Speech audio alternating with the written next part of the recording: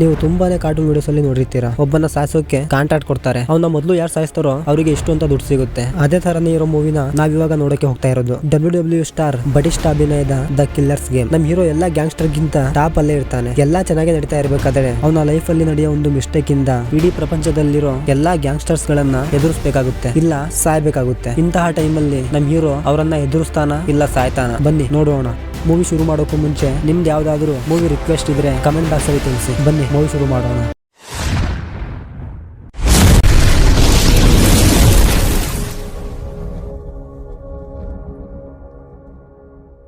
ಈ movie ಶುರುವಾದಾಗ Budapest ಎಂಬಲ್ಲಿ dance performance ನಡೆಸ್ತಾ ಇರ್ತಾರೆ. ಆ ಡ್ಯಾನ್ಸ್ ಪರ್ಫಾರ್ಮೆನ್ಸ್ ನೋಡೋಕೆ ಅಂತ ಒಬ್ಬ ವ್ಯಕ್ತಿ ಅಲ್ಲಿಗೆ ಬರ್ತಾನೆ. ಅಂದಾಗೆ ಇವನು ಯಾರು ಏನು ಅಂತ ಈ ಮೂವಿಲಿ ತೋರ್ಸಲ್ಲ, ಹಾಗಾಗಿ ವ್ಯಕ್ತಿ ಅಂತಾನೆ ಕರೆಯೋಣ. ಅಲ್ಲೇ ನಮ್ಗೆ ಈ ಕಥೆಯ ಮೇನ್ ಕ್ಯಾರೆಕ್ಟರ್ ಜೋ ಫ್ಲಡ್ ಅನ್ನೊಂದು ಪರಿಚಯ ಆಗ್ತಾನೆ. ಡ್ಯಾನ್ಸ್ ಪರ್ಫಾರ್ಮೆನ್ಸ್ ಶುರು ಆದ್ಮೇಲೆ ಜೋ ಫ್ಲಡ್ ಆ ವ್ಯಕ್ತಿಯ ಬಾಡಿ ಗಾರ್ಡ್ ನೆಲ್ಲ ಸಾಯಿಸಿ ನಂತರ ಆ ವ್ಯಕ್ತಿನ ಸಾಯಿಸೋಕೆ ಆ ವ್ಯಕ್ತಿ ಹತ್ರ ಬಂದಾಗ ಆ ವ್ಯಕ್ತಿ ನನ್ನ ಸಾಯಿಸೋಕೆ ಅಂತ ಎಷ್ಟು ದುಡ್ಡು ಕೊಟ್ಟಿದಾರೋ ಅಂತ ನನಗೆ ಗೊತ್ತಿಲ್ಲ, ಆದ್ರೆ ನಾನು ಅದ್ರ ಡಬ್ಬಲ್ ಕೊಡ್ತೀನಿ, ನಂಗೆ ಏನು ಮಾಡ್ಬೇಡ ಅಂತ ಹೇಳ್ತಾನೆ. ಆದ್ರೂ ಕೂಡ ನಮ್ಮ ಹೀರೋ ಅವನ ಮಾತು ಕೇಳದೆ ಇದು ಗೇಮ್ ರೂಲ್ಸ್ ಅಲ್ಲಿ ಇಲ್ಲ, ನಾನು ಗೇಮ್ ರೂಲ್ಸ್ ನ ಫಾಲೋ ಮಾಡ್ತೀನಿ ಅಂತ ಹೇಳಿ ಅವನ್ನ ಶೂಟ್ ಮಾಡಿ ಸಾಯಿಸ್ಬಿಡ್ತಾನೆ. ಹಾಗೆ ಅಲ್ಲೇ ನಮ್ಗೆ ಈ ಮೂವಿಯ ಇನ್ನೊಂದು ಕ್ಯಾರೆಕ್ಟರ್ ಮೈಜ್ ಅನ್ನೋಳು ಪರಿಚಯ ಆಗ್ತಾಳೆ. ನಮ್ ಹೀರೋ ಅವಳನ್ನ ಫಸ್ಟ್ ಟೈಮ್ ನೋಡ್ತಾನೆ. ನೋಡಿದ ತಕ್ಷಣ ನಮ್ ಹೀರೋಗೆ ಅವಳ ಮೇಲೆ ಫುಲ್ ಕ್ರಶ್ ಆಗ್ಬಿಡುತ್ತೆ. ಹಾಗೆ ಅವನ್ನ ಸಾಯಿಸಿ ಅಲ್ಲಿಂದ ಹೋಗ್ತಾ ಇರ್ಬೇಕಾದ್ರೆ ಇವನಿಗೆ ತುಂಬಾನೇ ತಲೆನೋವು ಬರುತ್ತೆ. ಹಾಗೆ ಕಣ್ಣೆಲ್ಲ ಮಂಜ್ ಕಾಣೋಕೆ ಶುರು ಆಗುತ್ತೆ. ಅದೇ ಟೈಮಲ್ಲಿ ಸತ್ತೋಗಿರೋ ವ್ಯಕ್ತಿಯ ಬಾಡಿ ಗಾರ್ಡ್ ಸತ್ತೋಗಿರೋ ವ್ಯಕ್ತಿನ ನೋಡಿ ಶಾಕ್ ಆಗಿ ಇವನ್ನ ಸಾಯಿಸಿದವರು ಇಲ್ಲೇ ಇರಬೇಕು ಅಂತ ಹುಡುಕ್ತಾ ಇರ್ತಾನೆ. ಆದ್ರೆ ಅದೇ ಟೈಮಲ್ಲಿ ಪೊಲೀಸ್ ಅವರು ಬರೋದ್ರಿಂದ ಇವನು ಪೂರ್ತಿ ಗಾಬರಿಯಾಗಿ ಪೊಲೀಸ್ ಅವರನ್ನೇ ಸಾಯಿಸ್ತಾನೆ. ನಂತರ ಹಾಗೆ ಅಲ್ಲಿಂದ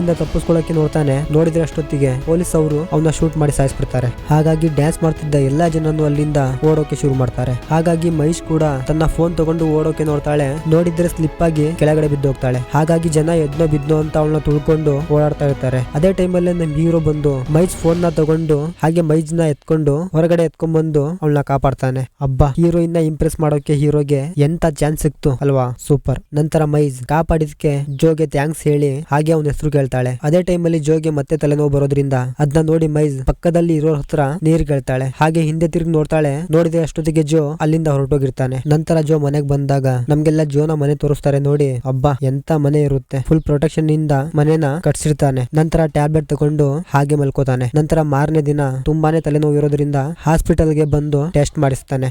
ನಂತರ ಅವನು ಜ್ವಿ ಎಂಬ ವ್ಯಕ್ತಿ ಹತ್ರ ಬರ್ತಾನೆ. ಅಂದ ಹಾಗೆ ಜೋಗೆ ಚಿಕ್ಕ ವಯಸ್ಸಿಂದನೂ ಅಪ್ಪ ಅಮ್ಮ ಬಂಧು ಬಳಗ ಅಂತ ಯಾರು ಇರಲ್ಲ, ಇವನೊಬ್ಬ ಅನಾಥ ಆಗಿರ್ತಾನೆ. ಹಾಗೆ ಚಿಕ್ಕ ವಯಸ್ಸಿಂದನೂ ಜ್ವಿನೇ ಇವನಿಗೆ ಎಲ್ಲಾನು ಆಗಿರ್ತಾನೆ. ಹಾಗಾಗಿ ಒಳ್ಳೇದಾಗ್ಲಿ ಕೆಟ್ಟದಾಗ್ಲಿ ಎಲ್ಲಾನು ಜ್ವಿ ಹತ್ರನೇ ಶೇರ್ ಮಾಡ್ಕೋತಾನೆ. ಅವನ ಟಾರ್ಗೆಟ್ ನ ಕಂಪ್ಲೀಟ್ ಮಾಡಿದ್ದಕ್ಕೆ ಜ್ವಿ ಹತ್ರ ದುಡ್ಡು ಇಸ್ಕೋತಾನೆ. ಹಾಗೆ ಇನ್ನೊಂದ್ ಕೆಲಸ ಇದ್ರೆ ಕೊಡು ಅಂತ ಹೇಳ್ತಾನೆ. ಆದ್ರೆ ಜ್ವಿ ಕೆಲಸ ಮಾಡಿದ್ ಸಾಕು, ಒಳ್ಳೆ ಹುಡುಗಿನ ನೋಡಿ ಮದ್ವೆ ಆಗು ಅಂತ ಹೇಳ್ತಾನೆ. ಆದ್ರೆ ಜೋ ಈಗಿನ ಕಾಲದಲ್ಲಿ ಒಳ್ಳೆ ಹುಡುಗಿರು ಎಲ್ಲಿ ಸಿಗ್ತಾರೆ ಅಂತ ಹೇಳಿ ಅಲ್ಲಿಂದ ಹೊರಡ್ತಾನೆ. ನಂತರ ಜೋ ಮೈಜ್ ನ ಹುಡುಕೊಂಡು ಮೈಜಿರೋ ಕಡೆಗೆ ಬರ್ತಾನೆ. ಅಂದ ಹಾಗೆ ಜೋ ಮೈಜ್ ನ ಕಾಪಾಡಿದಾಗ ಮೈಜ್ ಫೋನ್ ಜೋಗೆ ಸಿಕ್ಕಿರುತ್ತೆ. ಆದ್ರೆ ಅದನ್ನ ಕೊಡೋಕೆ ಆಗಿರಲ್ಲ. ಹಾಗಾಗಿ ಫೋನ್ ಕೊಡೋಕೆ ಅಂತ ಬಂದಿರ್ತಾನೆ. ಆದ್ರೆ ಮೈಜ್ ತನ್ನನ್ನ ಕಾಪಾಡಿದ್ದಕ್ಕೆ ಡಿನ್ನರ್ ಗೆ ಕರೀತಾಳೆ. ಮೈಜ್ ಹಾಗೆ ತನ್ನ ನಂಬರ್ ಬರ್ಕೊಟ್ಟು ನನ್ನ ರಿಹರ್ಸಲ್ ಮುಗಿದ ಮೇಲೆ 5 ಗಂಟೆ ನಂತರ ಸಿಗ್ತೀನಿ, ಈ ನಂಬರ್ಗೆ ಕಾಲ್ ಮಾಡಿ ಅಂತ ಹೇಳ್ತಾಳೆ. ಜೋ ಅದನ್ನ ಇಸ್ಕೊಂಡು ಅಲ್ಲಿಂದ ಹೊರಡ್ತಾನೆ. ನಂತರ ಇವೆಲ್ಲ ನಮ್ಗೆ ಸರಿಯಾಗಲ್ಲ, ಅವಳ ನಂಬರ್ ತಗೊಂಡು ಏನ್ ಮಾಡ್ಲಿ ಅಂತ ಡಸ್ಟ್ ಬಿನ್ ಗೆ ಹಾಕ್ತಾನೆ. ಆದ್ರೆ ಮತ್ತೆ ಇದ್ದಕ್ಕಿದ್ದಂತೆ ಒಂದ್ಸಲ ಟ್ರೈ ಮಾಡೋಣ ಅಂತ ಮತ್ತೆ ನಂಬರ್ ತಗೊಂಡು ಮೆಸೇಜ್ ಮಾಡಿ ಡಿನ್ನರ್ ಗೆ ಬರೋಕೆ ಹೇಳ್ತಾನೆ. ನಂತರ ಸೀನ್ ನಲ್ಲಿ ಇಬ್ರು ಡಿನ್ನರ್ ಮಾಡ್ತಾ ಇರ್ಬೇಕಾದ್ರೆ ಮೈಜ್ ಜೋನ ಬಗ್ಗೆ ಕೇಳಿದಾಗ ನಾನೊಬ್ಬ ಸೋಲ್ಜರ್, ಇವಾಗ ರಿಟೈರ್ಮೆಂಟ್ ಪ್ಲಾನ್ ಅಲ್ಲಿ ಇದೀನಿ ಅಂತ ಸುಳ್ಳು ಹೇಳ್ತಾನೆ. ನಂತರ ಮೈಜ್ ಗೆ ಪ್ರಪೋಸ್ ಮಾಡ್ತಾನೆ. ಆಕ್ಚುಲಿ ಮೈಜ್ಗೂ ಕೂಡ ಜೋ ಇಷ್ಟ ಆಗಿರ್ತಾನೆ. ಹಾಗಾಗಿ ಜೋ ಪ್ರಪೋಸಲ್ ನ ಮೈಜ್ ಒಪ್ಕೊಳ್ತಾಳೆ. ನಂತರ ಜೋ ಮೈಜ್ ಜೊತೆ ತುಂಬಾ ಹ್ಯಾಪಿಯಾದ ಜೀವನ ಮಾಡೋಕೆ ಶುರು ಮಾಡ್ತಾನೆ. ಒಂದ್ ಕಡೆ ಕೊಲೆನೂ ಮಾಡ್ತಾ ಇರ್ತಾನೆ, ಇನ್ನೊಂದ್ ಕಡೆ ಪ್ರೀತಿನೂ ಮಾಡ್ತಾ ಇರ್ತಾನೆ. ನಂತರ ಅವನು ತನ್ನ ಪ್ರೀತಿ ವಿಚಾರನ ಜ್ವಿಗೆ ಹೇಳಿದಾಗ ಅದಕ್ಕೆ ಜ್ವಿ ನಿನ್ ಕೆಲ್ಸದ ಬಗ್ಗೆ ಹೇಳಿದ್ಯಾ ಅಂತ ಕೇಳ್ತಾನೆ. ಅದಕ್ಕೆ ಜೋ ಹೇಳಿದ್ರೆ ಎಲ್ಲಿ ನನ್ನ ಬಿಟ್ಟು ಹೋಗ್ತಾಳೋ ಅಂತ ಹೇಳಿಲ್ಲ ಅಂತ ತಿಳಿಸ್ತಾನೆ. ಮೈಜ್ಗೆ ತನ್ನ ಕೆಲಸದ ಬಗ್ಗೆ ಹೇಳಿದ್ರೆ ಎಲ್ಲಿ ಬಿಟ್ಟು ಹೋಗ್ತಾಳೆ ಅನ್ನೋ ಭಯ ತುಂಬಾನೇ ಕಾಡಿರುತ್ತೆ. ನಂತರ ಅವನು ತನ್ನ ಬರ್ಡೇ ಪಾರ್ಟಿಗೆ ಜ್ವಿನ ಹಾಗೆ ಮತ್ತು ಜ್ವಿನ ಹೆಂಡತಿನ ಇನ್ವೈಟ್ ಮಾಡ್ತಾನೆ. ಅಂದ ಹಾಗೆ ಜೋಗೆ ಅಂತ ಜ್ವಿ ಮತ್ತೆ ಜ್ವಿನ ಹೆಂಡತಿ ಬಿಟ್ರೆ ಬೇರೆ ಯಾರು ಕೂಡ ಇರಲ್ಲ. ಹಾಗಾಗಿ ಅವ್ರನ್ನ ಇಬ್ರನ್ನು ಕೂಡ ಇನ್ವೈಟ್ ಮಾಡ್ತಾನೆ. ನಂತರ ಸೀನ್ ಅಲ್ಲಿ ಜೋ ಬರ್ಡೇ ಪಾರ್ಟಿ ಶುರುವಾದಾಗ ಈ ಕಡೆ ಮೈಜ್ ಫ್ರೆಂಡ್ಸ್ ಕೂಡ ಬಂದಿರ್ತಾರೆ. ಹಾಗೆ ಎಲ್ರು ಸೇರಿ ಎಣ್ಣೆ ಪಾರ್ಟಿ ಮಾಡ್ತಾ ಇದ್ದಾಗ ಈ ಕಡೆ ಜೋಗೆ ಮತ್ತೆ ತುಂಬಾನೇ ತಲೆನೋವು ಶುರುವಾಗುತ್ತೆ. ಹಾಗಾಗಿ ಯಾರಿಗೂ ಗೊತ್ತಾಗಬಾರ್ದು ಅಂತ ವಾಶ್ರೂಮ್ ಗೆ ಹೋಗಿ ಟ್ಯಾಬ್ ತಗೋತಾ ಇರ್ತಾನೆ. ಅದೇ ಟೈಮಲ್ಲಿ ಈ ಕಡೆ ಜ್ವಿನ ಹೆಂಡತಿ ಜೋ ತುಂಬಾನೇ ಒಳ್ಳೆಯವನು, ಹಾಗೆ ನಿನ್ನ ತುಂಬಾನೇ ಪ್ರೀತಿ ಮಾಡ್ತಾನೆ, ಹಾಗೆ ನಿನ್ನ ತುಂಬಾ ಚೆನ್ನಾಗಿ ನೋಡ್ಕೋತಾನೆ ಅಂತ ಹೇಳ್ತಾಳೆ. ನಂತರ ಜೋ ಮುಂದೆ ಜ್ವೀನ್ ನೀನ್ ಮಾಡ್ತಾ ಇರೋ ಕೆಲಸದ ಬಗ್ಗೆ ಮೈಜ್ಗೆ ಹೇಳ್ಬಿಡು. ನೀನು ಕೆಟ್ಟರನ್ನ ಮಾತ್ರ ಸಾಯಿಸ್ತೀಯ, ಹಾಗೆ ಸಾಯಿಸ್ಬೇಕಾದ್ರೆ ಜನಗಳಿಗೆ ತೊಂದರೆ ಆಗದೆ ಇರೋ ರೀತಿ ಸಾಯಿಸ್ತೀಯ. ಹಾಗಾಗಿ ಮೈಜ್ ನಿನ್ನ ನಿಜವಾಗ್ಲೂ ತುಂಬಾ ಇಷ್ಟಪಟ್ಟಿದ್ರೆ ಅವಳು ನಿನ್ನ ಮತ್ತೆ ನಿನ್ ಪ್ರೀತಿನ ಒಪ್ಕೊಂತಾಳೆ ಅಂತ ಹೇಳ್ತಾ ಇರ್ತಾನೆ. ಅಷ್ಟೊತ್ತಿಗೆ ಮೈಜ್ ಕೇಕ್ ತಂದು ಜೋ ಹತ್ರ ಕೇಕ್ ಕಟ್ ಮಾಡಿಸ್ತಾಳೆ. ಹಾಗೆ ಎಲ್ಲರೂ ಕೂಡ ತುಂಬಾ ಖುಷಿಯಾಗಿ ಬರ್ಡೇ ಪಾರ್ಟಿನ ಸೆಲೆಬ್ರೇಟ್ ಮಾಡ್ತಾರೆ. ನಂತರ ಸೀನ್ ನಲ್ಲಿ ಜೋ ಸ್ಕ್ಯಾನಿಂಗ್ ರಿಪೋರ್ಟ್ಸ್ ಕೇಳೋಕೆ ಡಾಕ್ಟರ್ ಹತ್ರ ಬಂದಾಗ ನಿಮ್ಗೆ ಒಂದು ಕಾಯಿಲೆ ಇದೆ, ಹಾಗಾಗಿ ನಿಮ್ಗೆ ತುಂಬಾನೇ ತಲೆನೋವು ಬರ್ತಾ ಇರೋದು. ಹಾಗೆ ತಲೆನೋವು ಬರ್ತಾ ಮುಂದೆ ನೀವು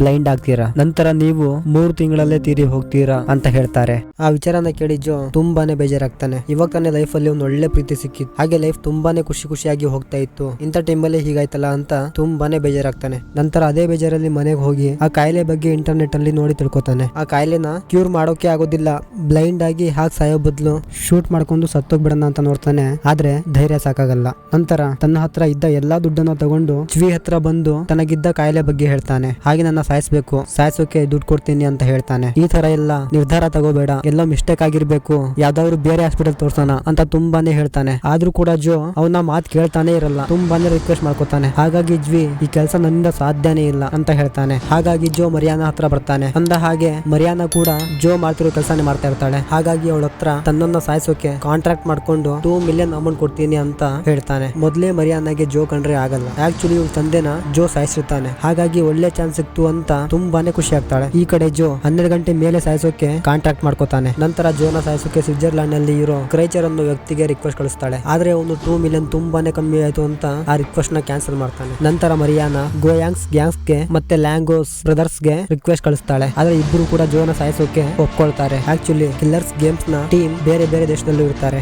ನಂತರ ಜೋ ಸರಿಯಾಗಿ 11 ಕಾಲ ಅಷ್ಟೊತ್ತಿಗೆ ಮೈಜ್ ನ ಮೀಟ್ ಮಾಡೋಕೆ ಕಾಯ್ತಾ ಇರ್ತಾನೆ. ಅದೇ ಟೈಮಲ್ಲೇ ಮರಿಯಾನ ಬಾಡಿ ಗಾರ್ಡ್ ಅಲ್ಲೇ ಇರೋದನ್ನ ನಮ್ಗೆಲ್ಲ ತೋರಿಸ್ತಾರೆ. ಆಕ್ಚುಲಿ ಇವನು ಜೋನ ಫಾಲೋ ಮಾಡ್ತಾ ಇರ್ತಾನೆ. ಅಷ್ಟೊತ್ತಿಗೆ ಮೈಜ್ ಬಂದಾಗ ಮೈಜ್ ನ ಮೀಟ್ ಮಾಡಿ ನಂಗೆ ಸ್ವಲ್ಪ ದಿನ ಬ್ರೇಕ್ ಬೇಕು ಅಂತ ಹೇಳ್ತಾನೆ. ಹಾಗೆ ಬ್ರೇಕಪ್ ಮಾಡ್ಕೊಳ್ಳೋಣ ಅಂತ ಹೇಳ್ತಾನೆ. ಅದಕ್ಕೆ ಮೈಜ್ ತಮಾಷೆ ಮಾಡ್ಬೇಡ ಅಂತ ಹೇಳ್ತಾಳೆ. ಆದ್ರೂ ಕೂಡ ಜೋ ಸೀರಿಯಸ್ ಆಗಿ ಹೇಳೋದನ್ನ ನೋಡಿ ಅಪ್ಸೆಟ್ ಆಗ್ತಾಳೆ. ಹಾಗೆ ತುಂಬಾನೇ ಕೋಪ ಮಾಡ್ಕೊಂಡು ಅಲ್ಲಿಂದ ಹೊರಡ್ತಾಳೆ. ನಂತರ ಜೋ ಮನೆಗೆ ಬಂದು ತುಂಬಾನೇ ಬೇಜಾರಾಗ್ತಾನೆ. ಹಾಗೆ ಸಾಯೋಷ್ಟ್ರಲ್ಲೇ ಮೈಜ್ಗೆ ನಿಜ ಹೇಳಬೇಕು ಅಂತ ವಾಯ್ಸ್ ಮೆಸೇಜ್ ಕಳಿಸಿ ತನ್ಗೆ ಇರೋ ಕಾಯಿಲೆ ಬಗ್ಗೆ ಹೇಳ್ತಾನೆ. ಅದೇ ಟೈಮಲ್ಲಿ ಡಾಕ್ಟರ್ ಇಂದ ಮೆಸೇಜ್ ಬರೋದನ್ನ ನೋಡಿ ಡಾಕ್ಟರ್ಗೆ ಕಾಲ್ ಮಾಡ್ತಾನೆ. ಆಕ್ಚುಲಿ ಜೋ ರಿಪೋರ್ಟ್ ಎಕ್ಸ್ಚೇಂಜ್ ಆಗಿರುತ್ತೆ. ಹಾಗೆ ಜೋಗೆ ಯಾವುದೇ ಕಾಯಿಲೆನೂ ಇರೋದಿಲ್ಲ. ಅದನ್ನ ಡಾಕ್ಟರ್ ಜೋಗೆ ತಿಳಿಸ್ತಾರೆ. ಯಾರಿಗೂ ಇವನು ನನ್ನ ಲೈಫ್ ಜೊತೆ ಆಟ ಆಡ್ತಾ ಇದ್ದಾನೆ ಅಂತ ತುಂಬಾನೇ ಬೇಜಾರಾಗ್ತಾನೆ. ಒಂದ್ ಕಡೆ ನೋಡಿದ್ರೆ ಸಾಯಿಸೋಕೆ ಕಾಂಟ್ರಾಕ್ಟ್ ಬೇರೆ ಕೊಟ್ಬಿಟ್ಟಿದ್ದೀನಿ, ಏನ್ ಮಾಡೋದು ಇವಾಗ ಅಂತ ಟೈಮ್ ನೋಡ್ತಾನೆ. ಗೋಯಾಂಗ್ಸ್ ಗ್ಯಾಂಗ್ಸ್ ಬಂದೇ ಬಿಡ್ತಾರೆ. ಬಂದು ಜೋನ ಕರೀತಾರೆ. ಜೋ ತಪ್ಪಾಗಿ ಕಾಂಟ್ರಾಕ್ಟ್ ಕೊಟ್ಬಿಟ್ಟೆ, ಕಾಂಟ್ರಾಕ್ಟ್ ನ ಕ್ಯಾನ್ಸಲ್ ಮಾಡ್ತೀನಿ ಅಂತ ಹೇಳಿದ್ರು ಅವನ ಮಾತು ಕೇಳದೆ ಅವನ ಸಾಯಿಸೋಕೆ ನೋಡ್ತಾರೆ. ಆದ್ರೂ ಕೂಡ ಜೋ ಎಲ್ರ ಜೊತೆನೂ ಸೂಪರ್ ಆಗಿ ಫೈಟ್ ಮಾಡಿ ಇಬ್ರು ಕತೆನೂ ಮುಗಿಸ್ತಾನೆ. ಹಬ್ಬ ಸದ್ಯ ಹೇಗೋ ಒಂದು ಟೀಮ್ ನ ಸಾಯಿಸಿ ಸಾವಿಂದ ಬಚಾವಾದ. ನಂತರ ಮರಿಯಾನ ಕಾಲ್ ಮಾಡಿ ಕಾಂಟ್ರಾಕ್ಟ್ ನ ಕ್ಯಾನ್ಸಲ್ ಮಾಡು ಅಂತ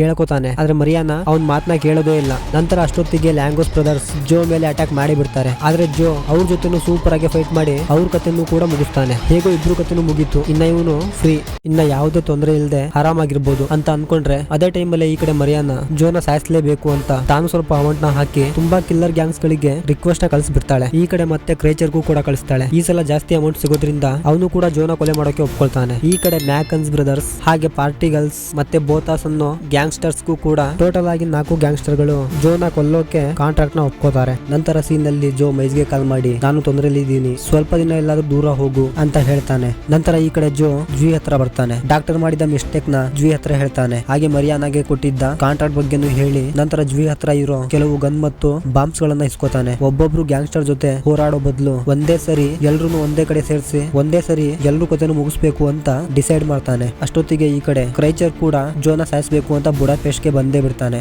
ಈ ಕಡೆ ಜ್ವಿನ ಹೆಂಡತಿ ಜೋನ ತಲೆನೋವು ಸರಿ ಮಾಡ್ಬೇಕು ಅಂತ ಮಸಾಜ್ ಮಾಡಿ ತಲೆನೋವನ್ನ ಹೇಗೋ ಸರಿ ಮಾಡ್ತಾಳೆ. ಹಾಗಾಗಿ ಜೋ ತುಂಬಾನೇ ಖುಷಿ ಆಗ್ತಾನೆ. ಆದ್ರೆ ಈ ಕಡೆ ಮೈಜ್ ಮನೆಗ್ ಬಂದು ಬಟ್ಟೆನೆಲ್ಲ ಪ್ಯಾಕ್ ಮಾಡ್ಕೊಂಡು ಮನೆ ಬಿಟ್ಟು ಅಲ್ಲಿಂದ ಹೊರಡ್ಬೇಕು ಅಂತ ಅನ್ಕೋತಾಳೆ. ಆದ್ರೆ ಅಲ್ಲಿಗೆ ಕ್ರೈಚರ್ ಮತ್ತು ಮರಿಯಾನ ತಮ್ಮ ಬಂದು ಮೈಜ್ ನ ಕಿಡ್ನಾಪ್ ಮಾಡಿ ಅಲ್ಲಿಂದ ಹೊರಟೋಗ್ತಾರೆ. ಈ ಕಡೆ ಜೋ ಎಲ್ರು ಕತೆನೂ ಮುಗಿಸ್ಬೇಕು ಅಂತ ಬೇಕು ಅಂತಾನೆ ಒಂದು ಒಂಟಿಯಾಗಿರೋ ಮನೆಗೆ ಹೋಗ್ತಾನೆ. ಅಷ್ಟೊತ್ತಿಗೆ ಎಲ್ಲಾ ಗ್ಯಾಂಗ್ಸ್ಟರ್ಸ್ಗೂ ಜೋನ ಲೊಕೇಶನ್ ಸಿಕ್ಕಿ ಬಿಡುತ್ತೆ. ನಂತರ ಈ ಕಡೆ ಜೋ ಎಲ್ರು ಕತೆನೂ ಮುಗಿಸೋಕೆ ಆ ಮನೆಯಲ್ಲಿ ಬೇಕಾದ ಎಲ್ಲಾ ವೆಪನ್ಸ್ ಹಾಗೆ ಬಾಂಬ್ಸ್ ಗಳನ್ನ ರೆಡಿ ಮಾಡ್ಕೋತಾನೆ. ಹಾಗೆ ಎಲ್ಲರನ್ನು ಸಾಯಿಸೋಕೆ ಬೇಕಾದ ಟ್ರಾಪ್ ಗಳನ್ನ ರೆಡಿ ಮಾಡ್ಕೋತಾನೆ. ಅಷ್ಟೊತ್ತಿಗೆ ಮ್ಯಾಕೆನ್ಸ್ ಬ್ರದರ್ಸ್ ಅಲ್ಲಿಗೆ ಬಂದೇ ಬಿಡ್ತಾರೆ. ಹಾಗಾಗಿ ಜೋ ಅವರ ಕಾಲ ಹತ್ರ ಬಾಂಬ್ ಹಾಕಿ ನಂತರ ಅವ್ರ ಜೊತೆ ಫೈಟ್ ಮಾಡೋಕೆ ಶುರು ಮಾಡೇ ಬಿಡ್ತಾನೆ. ಇಬ್ರು ಕೂಡ ಚೆನ್ನಾಗಿ ಫೈಟ್ ಮಾಡ್ತಾ ಇರ್ತಾರೆ. ಮ್ಯಾಕೆನ್ಸ್ ಬ್ರದರ್ಸ್ ಕೂಡ ತುಂಬಾನೇ ಸ್ಟ್ರಾಂಗ್ ಆಗಿ ಇರ್ತಾರೆ. ಆದ್ರೆ ಜೋ ಮಾಡಿರೋ ಟ್ರಾಪ್ ಗೆ ಮ್ಯಾಕೆನ್ಸ್ ಬ್ರದರ್ಸ್ ಅಲ್ಲಿ ಒಬ್ಬ ಸಿಕ್ಕಾಕೊಂಡು ಸತ್ತೇ ಹೋಗ್ತಾನೆ. ನಂತರ ಇನ್ನೊಬ್ಬನ್ನು ಕೂಡ ಅವನ ಜೊತೆ ಸೂಪರ್ ಆಗಿ ಫೈಟ್ ಮಾಡಿ ಅವನ ಕತೆನೂ ಕೂಡ ಮುಗಿಸ್ತಾನೆ. ಇವ್ರ ಕತೆ ಮುಗಿತು ಅನ್ನೋಷ್ಟರಲ್ಲೇ ನೋಡಿದ್ರೆ ಅಷ್ಟೊತ್ತಿಗೆ ಪಾರ್ಟಿಕಲ್ಸ್ ಕೂಡ ಎಂಟ್ರಿ ಆಗೇ ಬಿಡ್ತಾರೆ. ಆದ್ರೆ ಜೋ ಮಾಡಿರೋ ಟ್ರಾಪ್ ಗೆ ಸಿಕ್ಕಾಕೊಂಡು ಇಬ್ರು ಕಥೆನೂ ಮುಗಿಯುತ್ತೆ. ಬಿಡು, ಇವ್ರ ಕಥೆನೂ ಹೇಗೋ ಮುಗಿತ್ತು ಅಂತ ಅನ್ನೋಷ್ಟರಲ್ಲೇ